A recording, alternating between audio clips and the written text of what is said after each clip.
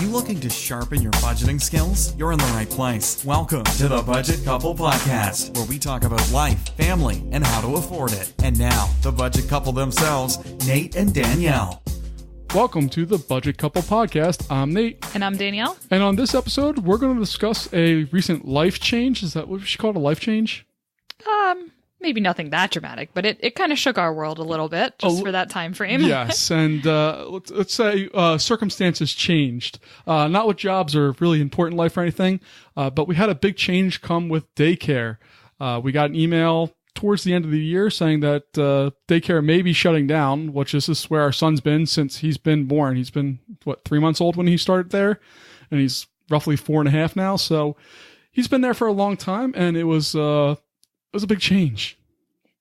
Yeah, I mean, and it did sort of rock our world because we are so used to him being at that daycare. We know he's comfortable there. We're comfortable with it, and we trust the people. And it just kind of came out of the blue after close to 4 years, over 4 years Yeah. of being there. And so we just, we had to figure out what to do. So over the course of a week, while our daycare was deciding whether or not they wanted to close or how they wanted to handle things, we had to start looking to be on the safe side. You can't just not be prepared because there's not all that many openings around. No. So what we did was we researched, and Danielle went and took interviews and toured a bunch of different places. The problem with all this is that our daycare is really affordable. In our area, daycare can get very expensive very quickly. And our daycare wasn't outrageously priced. It wasn't inexpensive by any means, but it wasn't outrageously priced. So basically the idea here was that no matter what we did, if he stayed or if he went or if we split or did something else, we're going to look at an increase of cost. And we wound up deciding that he's going to go to a center for 3 days and his current daycare for 2 days. The thinking behind this is that the center will get him prepared for kindergarten, where he'll be going next year. And then the 2 days he'll still be able to be with his friends and kind of be more comfortable with things. And just to back up and provide a little clarification there, what the decision that was made from our daycare was to remain open, but in a slightly limited capacity. So a few less kids, but also less in the way of actual structure and instruction. So before it had been more like a preschool, essentially, with certified teachers. And now it's going to be a little bit more like just a home daycare. So we were slightly uncomfortable with the idea of less structure, especially since he'll be starting kindergarten actually in September. So this was a hard choice for us. And this is especially hard for me because it does come with a pretty significant cost increase by doing this part-time deal. So we're struggling with, what's best for him, and what is worth the money, essentially, and I would do anything for him, and am not worried about spending a little extra money if it's the right thing, but it's hard to know what the right thing is sometimes. Right. And we're not parents who really think he's going to excel like crazy and we need to have the best for him all the time. It's not like that. But we want to do what's best for him, and he loves learning and growing, and just he's a giant sponge. So we need to provide him an opportunity to absorb as much as possible. So what, again, we decided to do was we went to a center, which is very much like a pre-K kind of setup. It's a classroom setting. It's not an at-home setting or anything like that. And he'll be there for 3 days a week, and then he'll be at his normal daycare for 2 days. Hopefully that kind of quenches him as far as the education aspect goes, but also does the social-emotional part of things. Now, Danielle said this came with a cost increase, and boy, did it. We're going to be spending about an extra $400 a month. If I remember our numbers correctly, with about $400 extra a month to go through and have this little change happen. So, that's substantial. It was $100 more a week. And the reason for this is we're essentially paying, and if any of you parents out there understand this lingo, we're essentially paying drop-in rates for both daycares. So instead of getting the weekly discounted rate that you typically see, you pay for the days you take them. And you pay no matter what, whether they're open, closed, whether you take them or whether you don't. So it adds up to being a lot more than just having them at one location the whole time, which is why we really struggled back and forth. I struggled more. This was a big pill for me to swallow. And, for those of you that have been listening for a while, you know that we also recently refinanced to a 15-year mortgage. So we increased our monthly mortgage cost by about $500 or so. $600, yeah.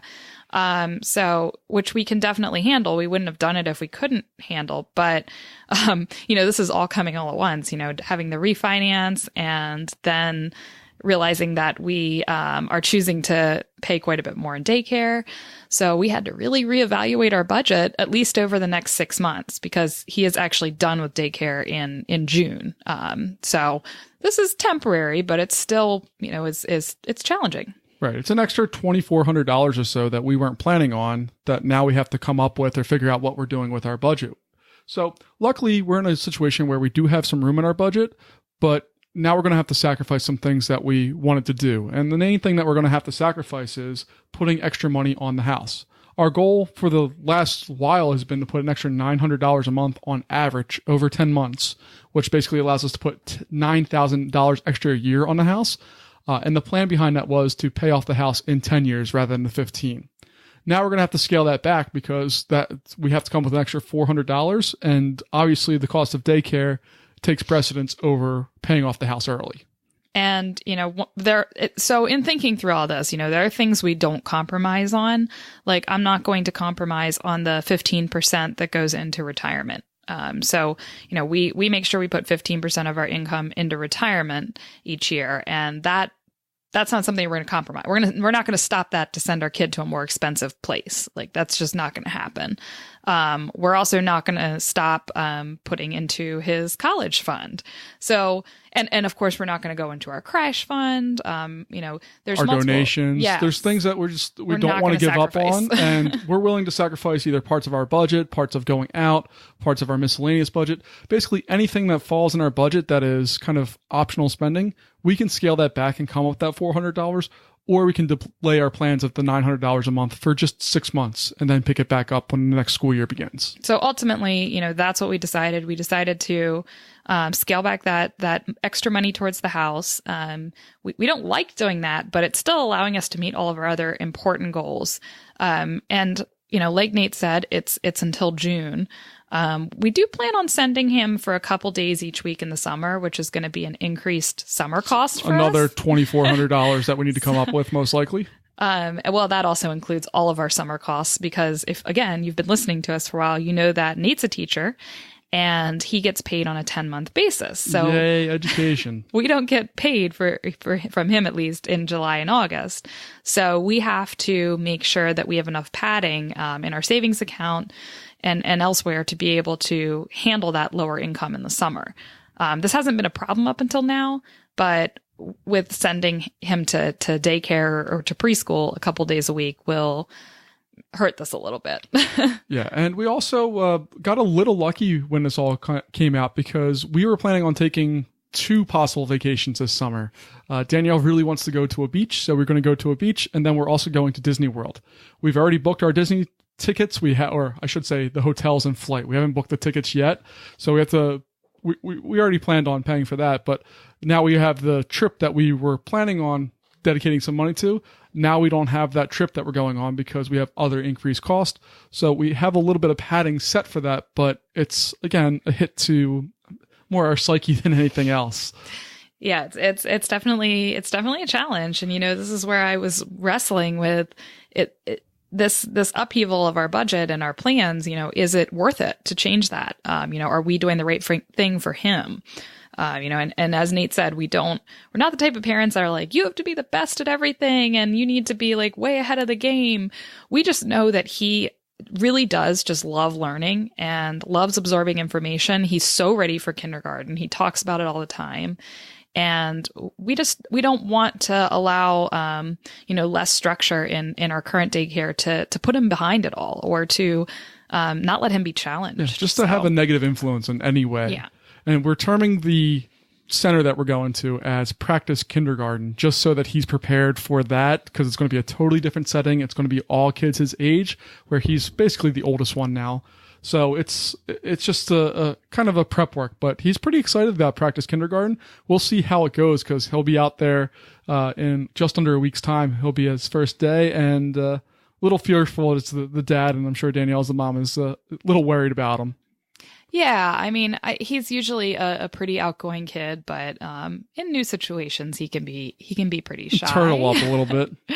Yeah, but so this is. I think we kind of settled on we're going to try this for at least a month or so. If things go really well at practice kindergarten, we could consider transitioning there full time for the whole week, which would decrease our cost a little bit by about $200 a month. Yeah, so it would have our well, not have our monthly cost, but have the extra increase cost. Yeah. Yes. So but that's not going to factor. That's not going to be the main factor. It's more about what he needs, what he wants. If he's not comfortable with that, then we'll stick with our current plan. We're playing this by ear. We'll reevaluate in a month or so and see how things are going. Absolutely. So that's kind of just a view into how we kind of started this process that was kind of forced upon us and why we made the decision we did and how we came out with the solution. Now, just again, a quick reference for the drop-in rate for 2 days at our current daycare is going to cost us $140 for those 2 days. Whereas if he was going full-time, it'd be $240. And we get 3 more days for only an additional $100. So there's a big increase in cost when you think about it that way. The center's also more expensive than our current daycare. So it just kind of all adds up into being a lot of numbers, a lot of math. We have to remember to pay 2 different people now, and it's a lot going on. But I think we're making the best decision with the information that we have, and that's really all you can do is make the best decision you can with the information that you have at the time. And we really did try to do our homework and try not to come to a rash decision while still trying to come up with a decision in about a week and a half's time. Yeah, it was a lot all at once, but it does kind of bring you back down to reality. You get all like pumped and excited and you're like, oh, we have so much wiggle room in our budget. I'm feeling pretty good and relaxed. And then, just a little change it's not that much, but a little change can really kind of rock your budget and be scary. Absolutely. That's why no matter how much money you have, no matter how much wiggle room you have, or if you're in no debt, you shouldn't ever take it for granted, I guess. You should always be prepping for, and this is terrible. I'm a total pessimist, but you should always be prepping for the worst case. Like you need to be prepared and to leave flexibility to be able to handle these kind of random things that come along. Absolutely. And just as another aside to this, I was taking a nap the other day, and Danielle woke me up and says, we're way out of budget. Because we've been really trying to stick to our budget. And with this new change, we know we really need to stick our numbers every month for at least the next 6 months. We really can't mess around with any of that. But Danielle woke me up in the middle of the afternoon because I was in deep, deep slumber. Every weekend. And it was also my winter break. So the kid went down for a nap. I went down for a nap. It was every magical. Weekend. I'm so tired right now.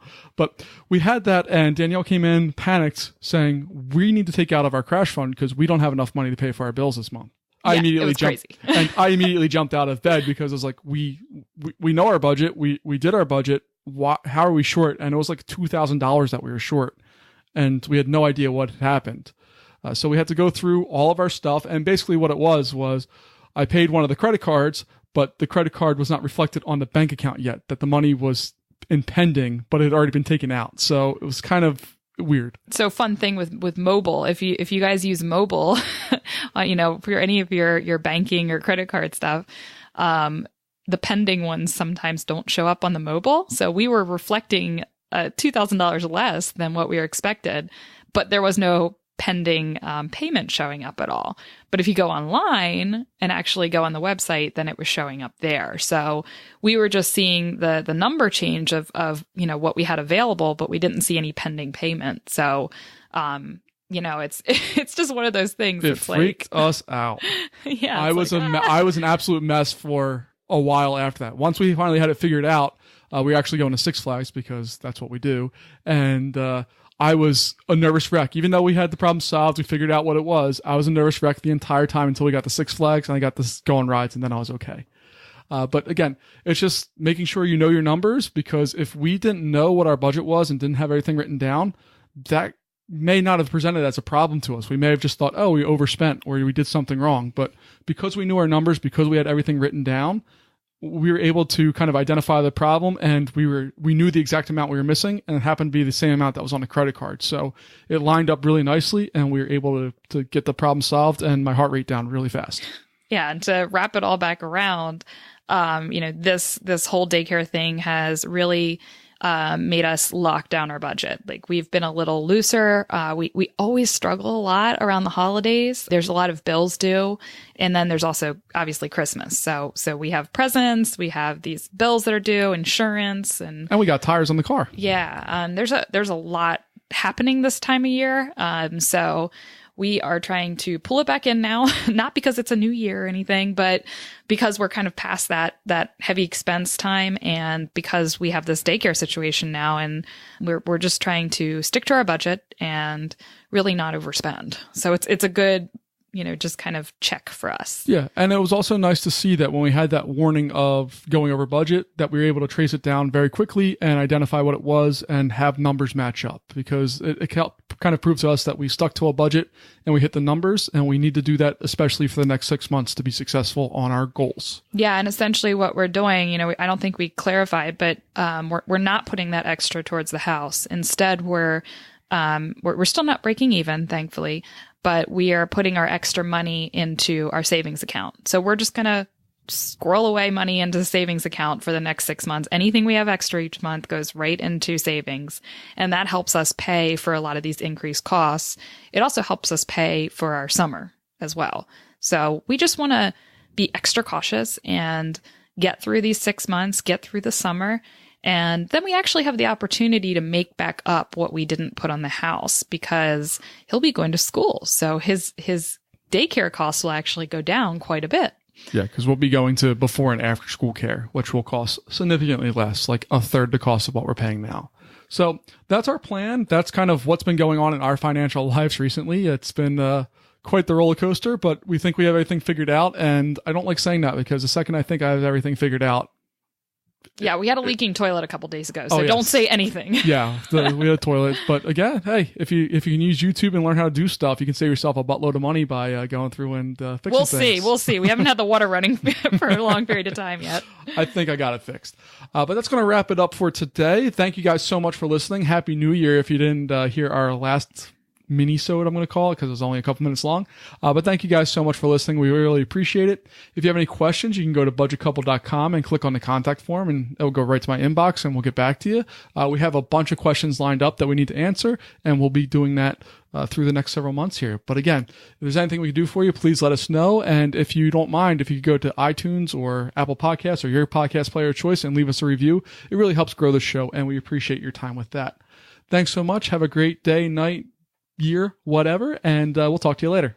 All right. Thanks, guys. Bye. Thank you so much for listening to this episode of the Budget Couple Podcast with your hosts, Nate and Danielle. For more great content and to stay up to date, visit budgetcouple.com. Make sure to check out the next episode of the Budget Couple Podcast, where we'll talk more about life, family, and how to afford it. We'll catch you next time.